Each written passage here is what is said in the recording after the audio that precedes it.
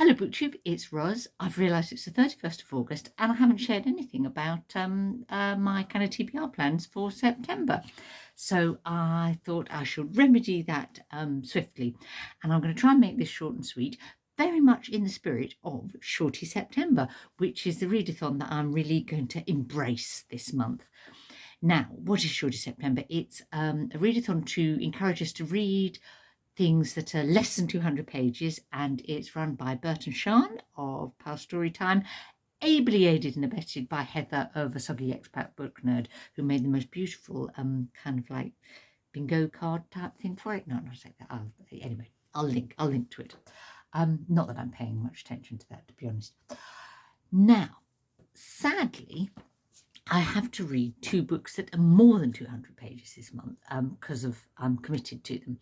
And one is Still Life by Sarah Winman, which is the sort of latest book by her. She wrote Tin Man, which I really, really enjoyed, but I'm slightly anxious about reading this. And although it's my I have to, because it's my real life book group choice, but I've heard a couple of less than enthusiastic reviews about it, perhaps on BookTube. So if you've read it and you really enjoyed it, or if you think it's so bad I should somehow hide and get out of it without letting my book, no, I can't, because I'm hosting the book group, so there's no way out. But I'd love, tell me more. The second thing, longer thing that I've got to read is Kiss of the Spider Woman by Manuel Puig. How do you pronounce that? I should have checked. Which is this month's choice for the LGBTQ plus books in translation book group that happens online, led by Jen the librarian, and Greg was supposedly fun, and I'm very much looking forward to that. It's a 1970s gay classic written by an author from Argentina. Weirdly, that will be the fourth book by an author from Argentina that I've read in sort of between August and September. Anyway, well, how did that happen? I don't know. Sometimes you get these strange kind of coincidences, don't you? The other booktubey event, I suppose, in September that I'm going to sort of dip a finger into is Shaketember, all about reading Shakespeare, and I'll link to the four hosts for that below. But all I'm really hoping to do is to read a play with Tilly and do a discussing drama video about it, and we're expecting to do A Midsummer Night's Dream. We've been a bit lax about discussing drama lately, but we're trying to not give up altogether. So that's that. And so everything else I'm reading is well, including Midsummer Night's Dream, in fact, when I think about it, is under 200 pages. And what I did was I when I sort of heard of Shorty September, I thought this is a really good opportunity to have a trawl through my sort of long-term TBR, like my long list, and see what's short and how many shorter things can I hoover up in this 1 month. So that's the goal. So I'll give you an idea of the things that I've got in mind. Firstly, there's two books that are on the Booker long list that are really short, and I thought I could fit in. One is this, Small Things Like These by Claire Keegan. So many people have enthused enormously about this book and said how wonderful it is, and I did hear chunks of it actually on the radio, so I'm very much looking forward to that. Second one is Treacle Walker by Garner. Now, reactions to that are more varied, I think, but I loved reading Garner's books when I was a sort of older child or teenager. I suppose you call them YA now. I can't believe that he's still publishing books, and I've kind of neglected really to read his books for adults rather than his books or much as I loved his books for children. So that one's in. Then I've got a book of poetry that I'm particularly looking forward to. Okay, it's called All the Names Given, and it's by a poet called Raymond Antrobus.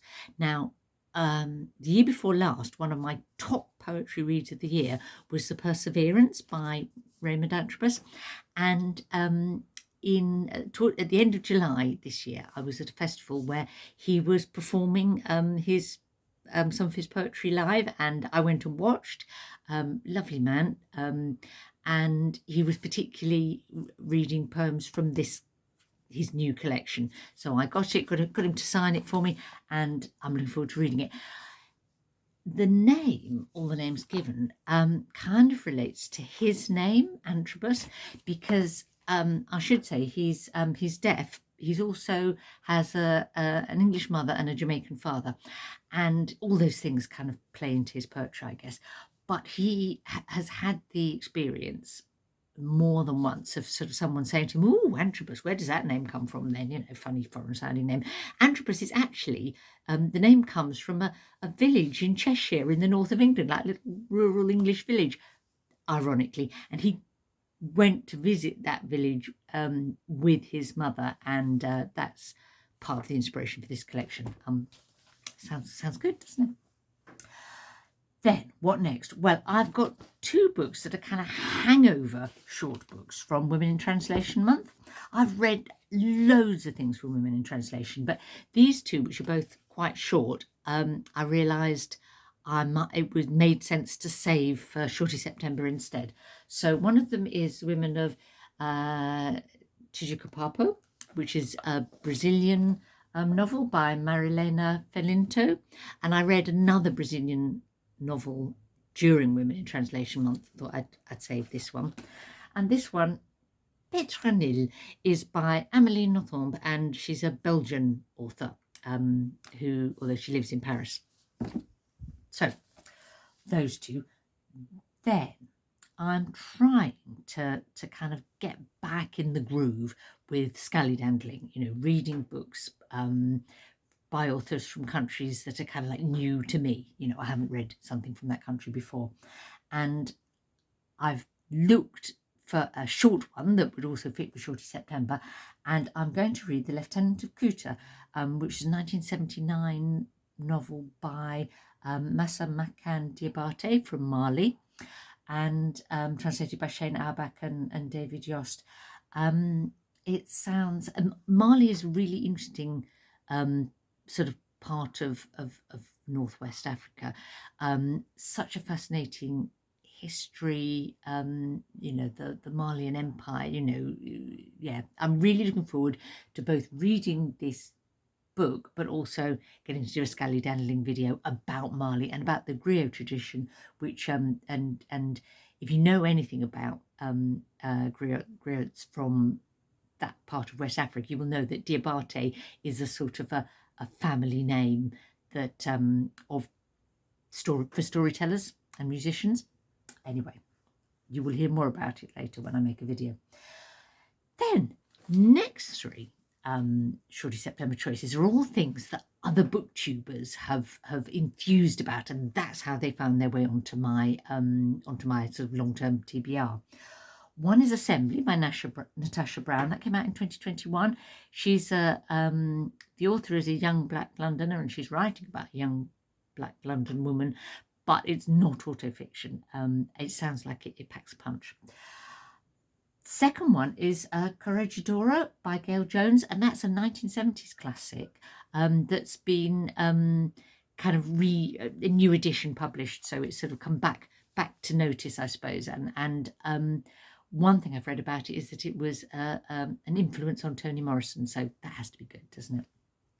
And then the third is a Fitzcarraldo Editions book from this year, 2022, Cold Enough for Snow by Jessica Au. And just like almost anything by Fitzcarraldo is usually worth reading. And it sounds like it's a sort of more experimental, slightly sort of meditative book about family relationships. And the author is, I think, Australian Chinese in background, sort of heritage, but it's set in Japan. Anyway, we shall see. I have it on good authority that it's good. If you've read it, tell me more. Finally, I've got 3 non-fiction choices in mind. Like often we don't associate non-fiction with kind of shorter books, do we? But I had a few that were sort of lurking and waiting to be read. One is kind of part of my scallydandling project because it's not a book from a country where I've never read a book from there before, but it's a book from a community that doesn't have a country, but maybe should and is sort of fighting for one and declared sort of independence to an extent, and that's the Kurds and Kurdistan. And this book is When Mountains Weep by Garbi Mustafa, and it's a memoir of a Kurdish childhood, and I think it might be quite sort of sad and intense. We'll see, but yeah, it will be interesting, and I may well make a Scallidandian video about that one too. Then there's a book that kind of caught my fancy when it was kind of reviewed, sort of in like in the Guardian or whatever, and you'll see why it caught my fancy, I think, when I describe it. It's called Summer Before Dark. It's written by Volker Weidemann. It's a short work of history that sort of focuses in on a little kind of unusual moment, I suppose, and that was in Ostend in, I think, 1936. Doesn't matter exactly, but just before the Second World War, when a number of German-speaking writers sort of all ended up in Ostend and sort of interconnected with each other. The two writers that he focuses on most are Stefan Zweig and Joseph Roth, both authors whose work I've read and am interested in, and their relationship. And then others turn up, like Irmgard Coyne, for example, and I just read one of her books for Women in Translation Month, the second of hers I've read. So it kind of, I'm hoping it will kind of pull a few things together about sort of German-speaking writers just before the Second World War, and sort of, that, as I say, Summer Before Dark, things were looming at that point, weren't they? So, and then my final non-fiction choice could be even, in some ways, more dark and more intense than either of those other two, because it's Barracoon by Zora Neale Hurston.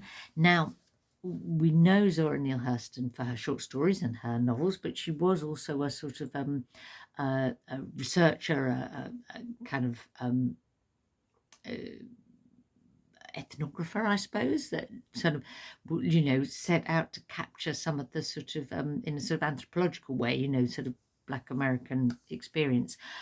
And Barracoon is based on research that she did, sort of oral history work, at the very end of the 1920s and beginning of the 1930s, when she went to seek out Black American elders who were the last surviving former slaves who had actually lived through the experience of being captured in West Africa, enslaved, transported, sold as slaves in America.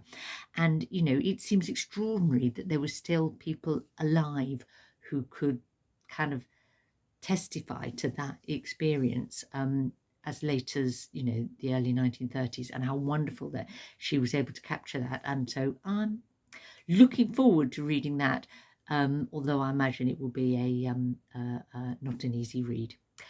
So that's my plans. I've got about 5 backup choices as well, because I'm hoping if they're short I may get through a lot of them, who knows. I'd love to hear if you've read any of these, you've got any thoughts about any of them, or if you've got sort of Shorty September plans or Shaketember plans indeed, to share, and or if there's another really short book that you think absolutely ought to be on my Shorty September list. And happy beginning of September and end of August, everybody.